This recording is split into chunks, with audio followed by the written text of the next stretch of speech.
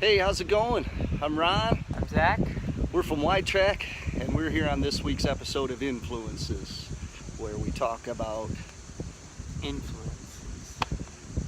but not just any influences, guys. Our influences. And perhaps they've influenced our music. Perhaps they've influenced the way that we live, which has influenced our music. Indeed. What are we doing this week, Zach? Well, today on our 20th episode special, Is it the 20th or the 18th? it's the 18th. I tricked you guys. Wow. Just making sure you knew. Usually- We're doing a perfect circle. A band that we feel we have much connected. You dipped a little that way. Yeah, that was a little imperfect. Yeah. A perfect circle, which is otherwise known as, Tool .0. yeah, Maynard James Keenan, singer of Tool. This is his second band that he joined. He's got 3 bands in all That we know of. that we know of. And Perfect Circle came out with their debut album, Mare de Noms, is that how you pronounce it? Close enough. In the year 2000. So they're a millennial band. Oh, And they came out with a big impact. They had their first album was opened with a song called The Hollow. Fantastic song. very, We really, very good. yeah, we really enjoyed that one. And I great recommend. opener. Highly recommended. If you're gonna check out A Perfect Circle, The Hollow is a good place to start. They had a hit on the radio. I think it was their first hit called Judith. And Which, some like every single one of his songs, as the Perfect Circle and Tool fans alike say, it is totally about Maynard's mother. yeah, and a lot of religious imagery in that one. And It's like a really violent version of 10,000 Days. yes, yeah. Or that's a perhaps good way to 10,000 put it. Days is a really not as violent version of Judith. Right, yep. So, but that album also houses a few other fantastic tracks. I don't know how you pronounce One some starts of with them. an O. Orestes, or You'll or- probably Orestes, recognize. or, Yeah, you'll recognize it. It's really great. and then the incomparable 3 Libras, which was a big radio hit. That might be one of their more popular songs. 3 Libras is just exquisite. It's beautiful. Beautiful song. And there's another one called Brenya that is, It's got that little accent over the end. Like Yeah. they do that with a lot. It looks really cool. beautiful I think music. it's great. Beautiful music. And so they toured, and then Tool did Lateralis in 2001, and then Perfect Circle came back, I believe, in 2003. 2003? Yeah. 2000, yeah, with 13th Step. And kind of a departure for them. The one word that sums up the mood of that album for me is desolate. Just a real haunting, desolate feel to that album. Opens with a song called The Package, which is great. Typical Maynard, great lyrics, and it goes through, I guess the 13th step is like they're basing it off the 12 steps of the AA idea, and the Of course, 13th step is, They completely deny it, saying, no, we just thought it sounded cool. Not Yeah. really, I don't know what they say about it. I just know that whenever somebody says, do you think that the 13th step is a key for everyone who's had an addiction problem or a problem of any sort? They just say, no, they have not been really. quoted as saying that every song on the album is about some form of addiction. And so that's what they're kind of dealing with. But the album is there was 2 radio cuts off it, Weak and Powerless, And The Outsider. the outside. Oh, Yep, The Hollow was on. they all start with the. Yeah, a lot of the. My mistake, I just had the hollow going through my head. Yeah, I but was zoning out. As you will too. the video for the Outsider is pretty fantastic, Great. as it features the Bikini Bandits. Great stuff. And their videos are. They did a video for a song on 13th Step called Blue, and it was a fan contest video winner, and it's fantastic. You can seek it out. And, Definitely. Oh yes. there's a few other tunes on that album that are great. Vanishing, which was their opening track on that tour. Disappear.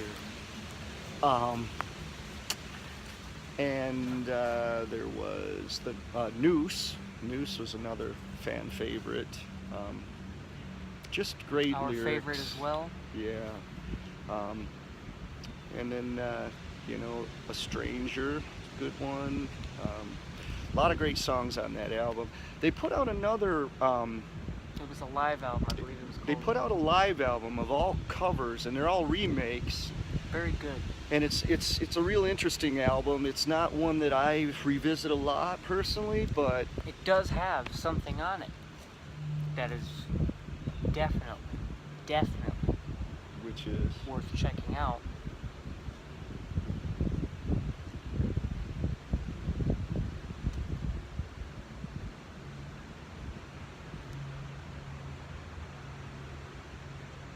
They've got a Zeppelin song. When the Levee Breaks. Yeah. Yeah, it's interesting. I mean, none of the songs they covered sound like the original. Yeah, I mean it's one of the things that's worth checking out. Everything has kind of a activist, anti-war kind of sentiment about it, and I believe that's why they put the album out when they did. In 2004. Yeah, and they also put out another album of some remixes. I think it's called Emotion or Emotive. Yeah, and there's some really cool, chill kind of versions of some of the songs on there. Now, they kind of split the scene for a while. I believe. Wait a minute, I almost forgot. There's one more thing that's on Emotive that is definitely worth checking out. Hang on, I think I know what you're thinking, and then that's not on an Emotive. Oh yeah, that was on the live version. And that's what I was getting at. They kind of split the scene for a while, and they came back in, I believe, 2010, 2011, and they went out and they were touring, and one night they would play all of Mer de Noms, one night they play all of 13th Step, and then one night they played all of Emotion. And so they packaged all that together, and they put out this great big thing, and it also includes their version of Diary of a Love Song, which was a mashup of The Cure's Love Song and Ozzy Osbourne's Diary of a Madman. And they mashed the two songs together, and when they were playing the Diary of a Madman song, they sang the lyrics to Love Song by The Cure, and when they went into the parts of the music of Love Song, they sang Diary of a Madman lyrics. Sounds confusing, but it is awesome. It's fantastic. So seek that one out if you got Spotify or maybe even If you have YouTube an internet or- connection, Yeah, you can probably find it. It's got a really long intro to it. You got to skip through all that. I don't know why they did that, but in any case, A Perfect Circle has kind of influenced us in a way, more so than a lot of bands, just in terms of their aesthetic. Their mood is just very, it's very original. yeah, it's very kind of Floydy, but dark, very dark and dreamy, and Now I don't look as short. yeah. And so, and of course it's got the depth of Maynard from Tool and his lyrics, but this is a whole different thing for Maynard because he sings a lot more melodically, and he was even quoted as saying that people were really shocked to hear that he could actually sing, and boy, he really sings well on this stuff. This Phenomenal. It was really revelatory. Like wow, this guy, man, he's got just a singer's voice. I thought he was a great screamer, a great lyricist, and a great frontman.